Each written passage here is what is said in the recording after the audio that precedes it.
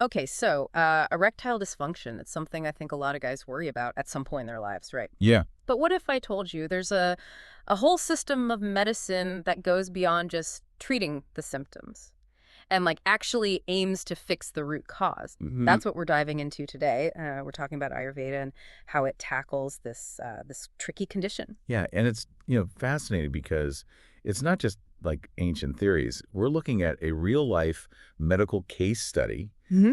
from 2022 that was published in a pretty reputable journal, and it walks us through exactly how a 50-year-old man with a specific type of ED called arterial insufficiency, or AE, was treated using these Ayurvedic methods. So we're looking at real results here, not just speculating. Exactly. Yeah. Tell me about this guy. What was his story? So imagine you're this 50-year-old guy, you've had type 2 diabetes for a couple of years, you've been a smoker for 20 years, and things just aren't working the way they used to, if you know what I mean. Right. We're talking 0 morning wood for 6 months, Yeah. difficulty getting and maintaining an erection, basically, a lot of frustration and anxiety around sex. Yeah. And this case report really lays it all out. I can see how that would be a huge blow to a guy's confidence. Absolute, yeah. But wouldn't conventional medicine just throw Viagra at a problem like this? Yeah. Why even consider Ayurveda? Well, that's the thing. Ayurveda doesn't just try to mask the symptoms. It looks at the whole picture, Yeah. the mind, the body, the lifestyle. And it has a different name for this condition. It's called Klaibya. Klaibya. Yeah, Klaibya.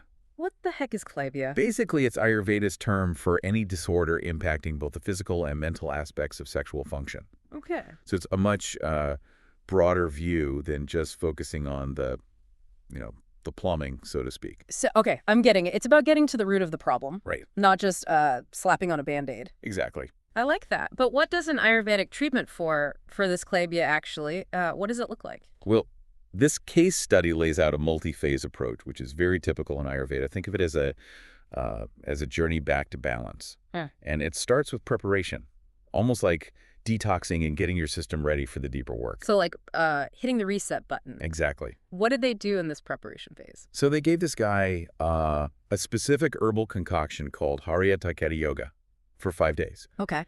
And, before you write it off as just some, weird tea, think of it as a targeted blend of herbs, that are designed to cleanse his system, improve digestion, and basically clear the way for the next stages of treatment. And get this, they documented everything. Really? His bowel movements, appetite, energy levels.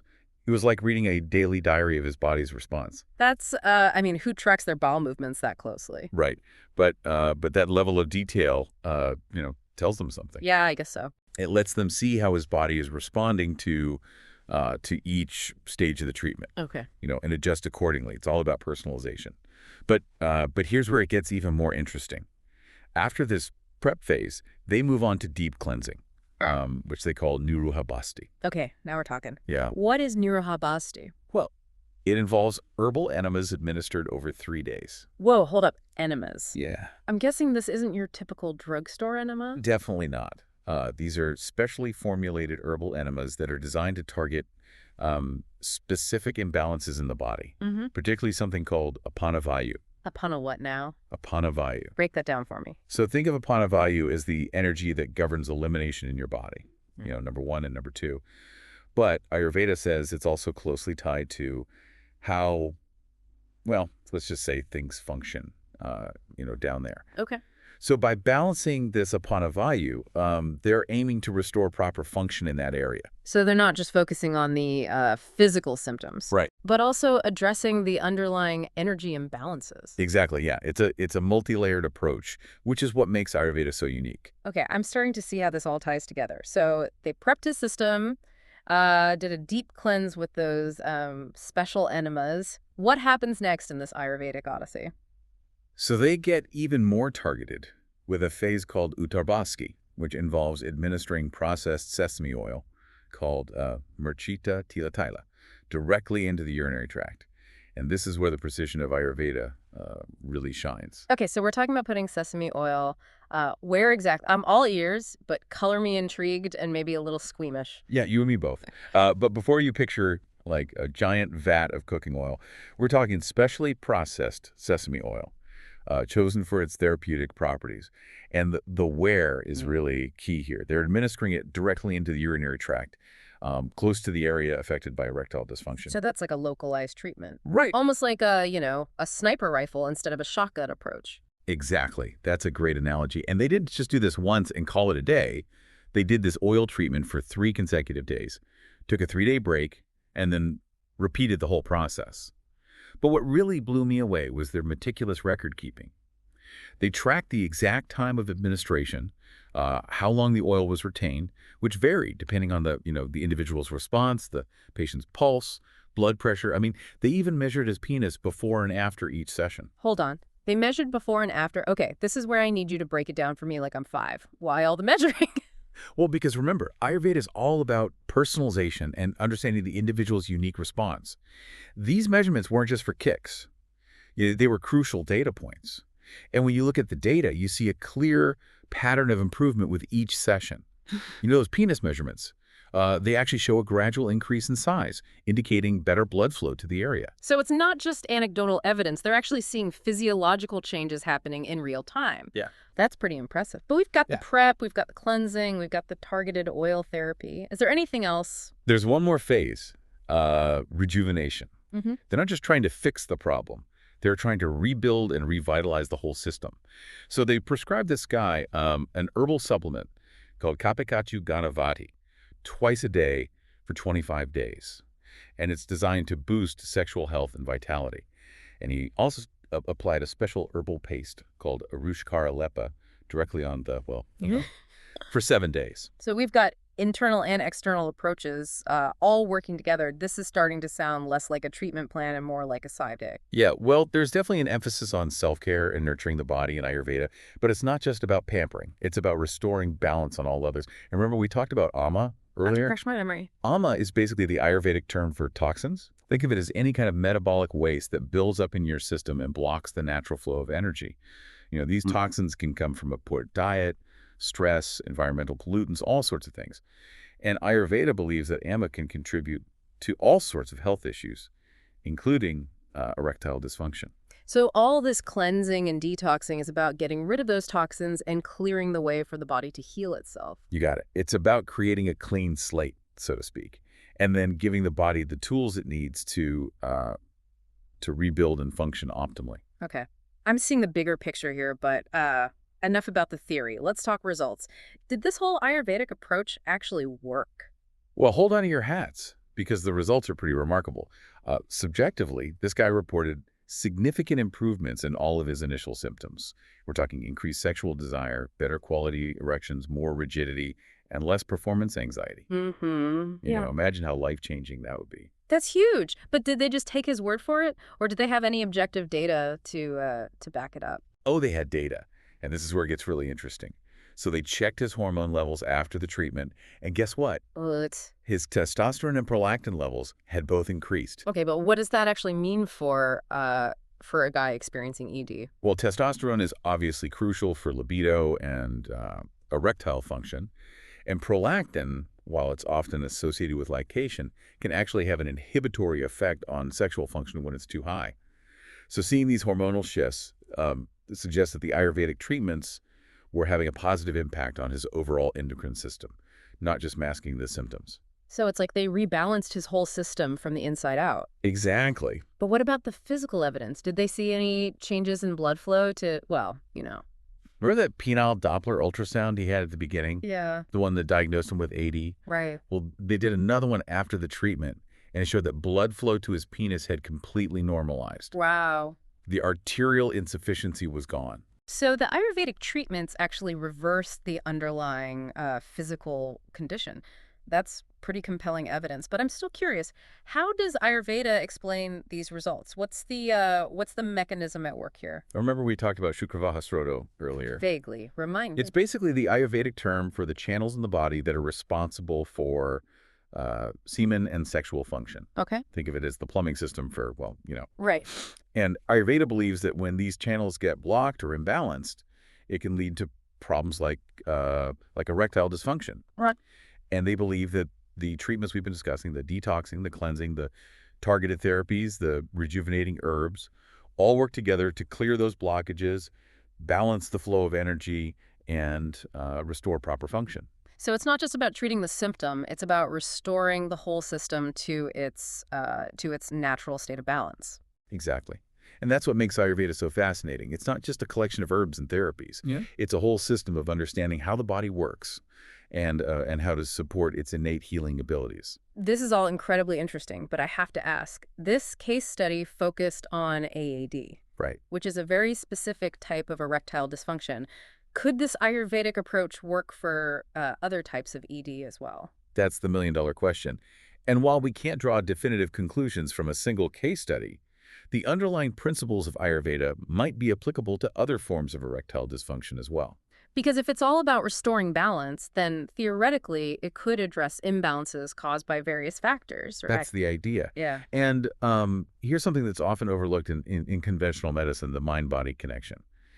Ayurveda recognizes that emotional well-being is crucial for overall health, including sexual health, stress, anxiety, even past traumas. All of these things can impact your hormonal balance, blood flow, and ultimately, your sexual function. So you're saying that sometimes the root cause of ED might not be purely physical, Right. but also rooted in our mental and emotional state. Exactly.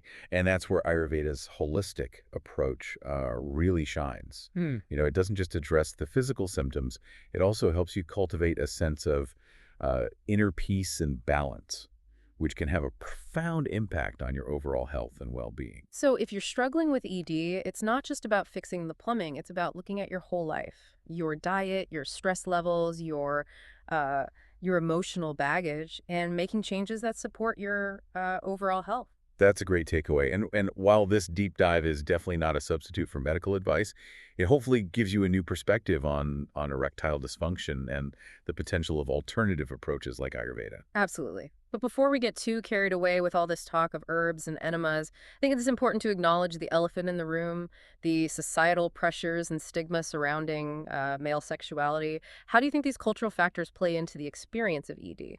That's such an important point. There's this huge pressure on men to perform sexually. Mm-hmm. And when they experience difficulties, it can be incredibly isolating and shameful. Yeah. And that shame often prevents them from seeking help, which can make the problem even worse. It's like a vicious cycle. The more we avoid talking about it, the more taboo it becomes, and the more men suffer in silence. I think that's why it's so important to have open and honest conversations about male sexuality, to challenge these harmful stereotypes, and to create a more supportive environment where men feel comfortable seeking help without judgment. I couldn't agree more. We need to normalize these conversations and recognize that erectile dysfunction is a common health issue that can affect any man at any age. It doesn't diminish masculinity or make someone any less of a man. Well said. I think that's a powerful message to leave our listeners with. It's about breaking down those barriers and fostering a culture of compassion and understanding. Exactly. It's about recognizing that we're all in this together and that seeking help is a sign of strength, not weakness. And who knows, maybe this deep dive has sparked an interest in Ayurveda for some of our listeners. I hope so. It's been incredibly eye-opening for me to explore this ancient system of medicine and its potential for addressing, modern health challenges. And I think the biggest takeaway for me is the reminder that we have more agency over our health than we often realize. I completely agreed. Healing is not a passive process. It requires active participation, a willingness to make lifestyle changes, and a commitment to addressing the root causes of imbalance. It's empowering to know that we can take steps to improve our well-being, even in the face of challenging health conditions. It's amazing to think that this system of medicine has been around for centuries, and it's still relevant today. Yeah.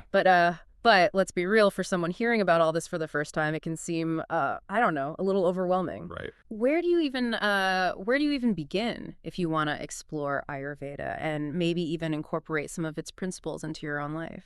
Yeah, you're absolutely right. It can be a lot to take in. But remember, you don't have to become an Ayurvedic expert overnight. It's about taking small steps and finding, what works for you. Okay.